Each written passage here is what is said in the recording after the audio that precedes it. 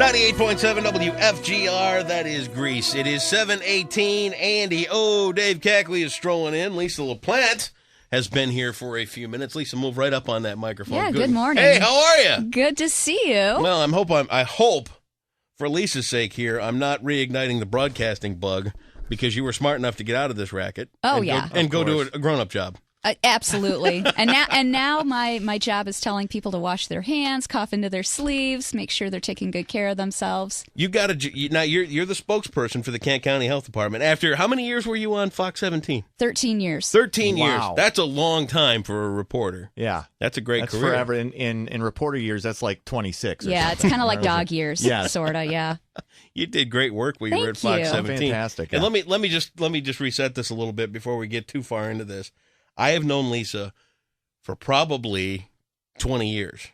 Really? Wouldn't you guess? I mean, it's got to be up there it's because a long time. And I've known her husband. 7. No, you were what? I was 7 when we met. Exactly. Yeah. Okay, that's right. Maybe not that long. It's been a long time. It has been a long time because I know her husband. Mm-hmm. Well, you wrestled. No, what's the deal? I'm going to get to that story. Yeah. I know her husband Ken because he used to come to KLQ way back when. He was a big fan of Rick and Darla and all them guys. And he would come through. He delivered, and he was like a territory manager for Red Baron Pizza. Oh, I loved Red Baron. It was actually Jack's. Jack's Pizza. That's what it was. Yes. All right. So, memory's a little foggy. I'm not surprised. Well, brain cells are gone. Not only would he come in and set us up with the Jack's Pizzas, he brought the pizza cooker. He brought you know how many nights he saved me from starvation? Oh, I bet. Working overnight down there at that radio He helps me. Yeah? Oh, yeah, come home with a pizza in the oven. He's now with Palermo's Pizza, which is now available at Meijer and Spartan stores. And they're selling a few different brands at a couple of other locations. But, oh, gosh, I love pizza. Good. So who doesn't, right? He's the pizza guy. He is. Anyway, he'd come into the radio station, and we got to pal around. He'd come to remotes and all this other stuff. Well, we had a bit going way back when where this guy, you remember Steve Brancic? Name sounds familiar. Yeah, he was calling in. He was calling me a big dumb dope.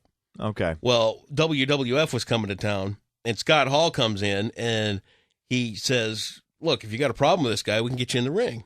And we needed somebody to get in the ring and wrestle me. So I called Ken, and I'm like, dude, you want to go wrestle a WWE thing? He goes, yeah, I want to go wrestle in the WWF. So in we went into the Welsh Auditorium. We had sumo suits on, and we were the opening act for WWE. Now, were you married? You weren't married to him at this point. No, not at this point. She probably wouldn't have been if she heard that story before now. But the Kent County Health Department is where we find you now, and this... Here's the thing. I don't know if you've been tuned into us at all, but we kind of go back and forth. I'm a little more... You're a germ. You are a hypochondriac. I'm not that bad. Kind of ridiculous. Not really. But you're a germaphobe. No, I'm really not, because I don't mind touching shopping carts. I don't mind touching people, shaking hands, hugging people. But I also think if you're sick, stay home because you're going to get everybody else sick. And look, I came from this. I'm the 6th of 8 kids, so at some point somebody was sick. The view in my family was, if you're not projectile vomiting, you're not ill. You're not ill. And at the end of the day, Lisa, as big an outbreak as this is, as bad as it's been this flu season, it's still just the flu, right? I mean, it is the flu, and typically we don't see this many cases this early, and that's one of the things that has people very concerned. This particular strain of flu as well, it really hits hard in the first day or two, and that's why we're seeing a lot of emergency department visits with it. But yeah, it's really hard because a lot of us come from that work ethic where we don't want to stay home. We want to go to work. We want to make sure that nobody has to pick up our slack. But you know what? When you're sick, you got to stay home. It's the best thing. And to me, it's okay. What defining sick? Because some people can work when they're not feeling their best. Some people, like Andy. And this is why Lisa's here. She's going to help us define sick. Okay. Well, sick, actually, what we're recommending is if you have a fever over 100 degrees, you should stay home. Regardless of how you feel. If you have a fever 100 degrees. You're still probably contagious. So if you've got this flu, until you can go for 24 hours without a fever-reducing medication and keep your temperature normal, you should stay home because you are still contagious. And you spread this stuff, and it spreads by what? It's hand touching, coughing, hand touching. Using the same phone, using the same keyboards. There's a lot of different ways, and you want to make sure you're washing your hands on a regular basis. Now, I've heard this. You've got to wash your hands for like 20 seconds. Yeah, sing "Happy Birthday." Yeah, sing happy. Okay. You sing it twice.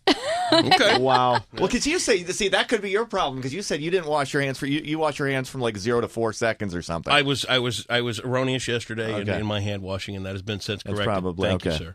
But nonetheless, I mean, this is a real deal, and people get really sick from it, and people end up dying. Yeah, it's sad. We've actually had 4 pediatric deaths in Michigan so far. Let me ask you this first. When somebody dies from the flu, is it a respiratory problem? What in the influenza does it bring people to death? Well, in some cases it progresses to pneumonia. Yep. In some folks it's the dehydration. Yep. You're unable to keep down fluids, your temperature rises. You're unable to get the nutrients that you need because you're throwing them back up. So, it depends from case to case. In some folks, it's, in the older adult population, they already have a weakened immune system. Yep. So there are a variety of reasons why people end up dying from it. For me, I was just ready to shoot myself. Yeah, I'm this sucks. It's New Year's Eve. I got pneumonia. I got the flu. Screw it. Bang. Yeah. That would have been great. But I got that whole Andy Griffith thing to watch. Exactly. You had your Andy Griffith box set, which got you through the early stages. But people die from the flu every year. They do. Have there been more deaths this year than in previous years from the flu? Or because it's a handful of cases. Right, and it varies from year to year. Last year we had a very mild strain of flu, and we did not see as many deaths last year. Okay. As far as pediatrics go. All right. But we're still very early in the season. Yeah. This is 6 weeks earlier than typical. Oof. And so we don't know what's going to happen. And in some years, we've actually seen flu viruses peak, come back down, and then go back up. Now, we're waiting for the data to come in right now. We're starting to see a plateau, we believe, in the number of cases and in the number of emergency department visits. But we could very easily see in March another peak, and it could be the other strain. There's 3 different strains going around right now that are most common. There's seasonal A, seasonal B, and then H1N1. And so, we could see right now we've got A up here. We could see H1N1 go up here in March. We don't know. Okay. Now, when let's talk a little bit about the flu shot. I am dead against getting a flu shot because every time I've gotten one, I have gotten sicker than I can. Is the flu shot for everybody? It is for everybody. The CDC recommends it for everyone.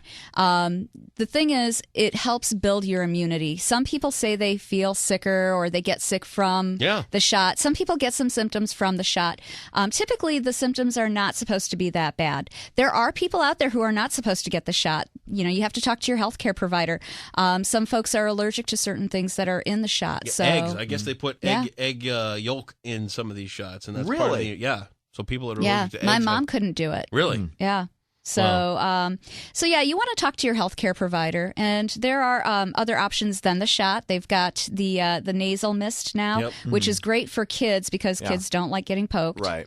There's options out there. You just need to talk to your healthcare provider. Make sure you're educated on it. Right, but you say everybody should get it. Everybody should. Yeah, I've never had a flu shot in my life. I won't. I've got a 2, almost 3-year-old. He's gotten flu shots, and I can't remember. My mom's like 77. I don't know if she's gotten one or not, but she's almost never sick. But I've got a question, and I'm no expert at this by any stretch of the imagination. But do you think part of the problem might be people aren't exposed to, back when we were kids, we were exposed to everything. Like I said, I had a big family growing up, so if somebody was always sick, I was always exposed to germs. I was always exposed to things, so I was able to build up an immunity. Do you think people's immune systems just maybe can't handle what people, 10, 15 years ago even could handle? I don't think that's necessarily the case. I think that the strains of flu that we see mutate every year. And so you just don't know what you're going to get. And at this point, we're not at pandemic proportions, we're, they're calling it an epidemic, but that just means we're above the baseline. It doesn't mean that we're seeing record numbers of cases. In some areas, yes, they're saying that there are record numbers of cases, but in other places they're saying everything seems right around baseline. So it varies from place to place. So I think our immunity really is... it varies from person to person, and I think as long as you're taking good care of yourself going into the flu season, making sure that you're washing your hands, making sure don't go to work sick, or if your kids are sick, keep them home, things like that. Stop looking at me. I'm never sick. You're never around me when I'm sick because I'm not. I think once again, not an expert, but your attitudes about illness too. I mean, if you're freaking out, constantly worried that you're going to get sick, you're going to worry yourself sick. If you just, if you have that positive attitude, I'm not going to get it. It's not going to happen. Because all your positive attitudes keep viruses away from you. So far, that and chocolate chip Pop-Tarts. Well, I'm not sure about those Pop-Tarts, but maybe the preservatives help. Yeah, I think it's killing off something. I don't know. Lisa LaPlante, give us the elevator speech one more time about how to prevent the flu. Boy. The first single most important thing, the CDC recommends getting that flu shot, getting a vaccination. This year, they did do a study back in November, December. They looked at almost 1,200 patients, and they determined that the flu shot is about 62% effective this year. Right. That's still better than nothing. Now, is that 62% over against any case of the flu, or isn't it like 60% on like one of the three? No, it's the three that you get vaccinated for. So that's what's in the vaccination this year: seasonal A, B, and H1N1. Okay. So they're saying that that's still the best way to do it. Make sure that you get vaccinated. But then on top of that, make sure that when you're coughing or sneezing, you do it into a sleeve. Grandpa used to have that old handkerchief that he used to cough and sneeze into and then stick it in his back pocket. Bad idea. You know what? I'm so bad at that because what I'll do is... Did I just call you Grandpa? Yeah. Well, I am a grandpa. Believe it or not, guess what? There's 5 of them now. Oh, boy. Wow. It's been a while since we talked, hasn't it? But 5 grandchildren and no kids. That's right. But you pull that off as a miracle. I do that. I'll get like a paper towel in the morning, and it's like, and then I write in my pocket all day long. You germaphobe reuse? I'm not a germaphobe. You keep calling me a germaphobe, but I'm not. I'm just smart enough to stay home when I'm sick. All right. Whatever. I need the $8 an hour. I don't care if I pollute everybody else. I'm going to work. I'm Dave Cagley. $8 an hour? You got a raise? Wash your hands. Wash your hands. Take care of yourself.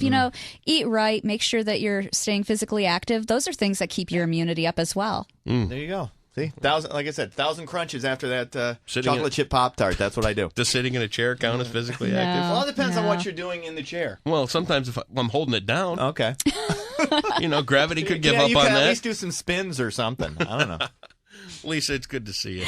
Thanks for having me. Hey, you know what? I'll tell you what, too. The door's open. If you've ever got other issues you need to bring out to the folks out there. Absolutely. We're kind of here as public servants. Oh, and the thing is, we've got so many programs going on at the health department people don't even know about. We also oversee the animal shelter, which you've probably seen my Facebook page. I'm constantly talking about animals. We've got health education and promotion programs that we're constantly doing. So plenty to talk about. We've got a new bona fide guest right there. There you go. Lisa LaPlante, great TV work all those years. Thank you for taking such good care of West Michigan. And now you're... And congratulations on having a real job now. Thank you. Congratulations on getting out of this.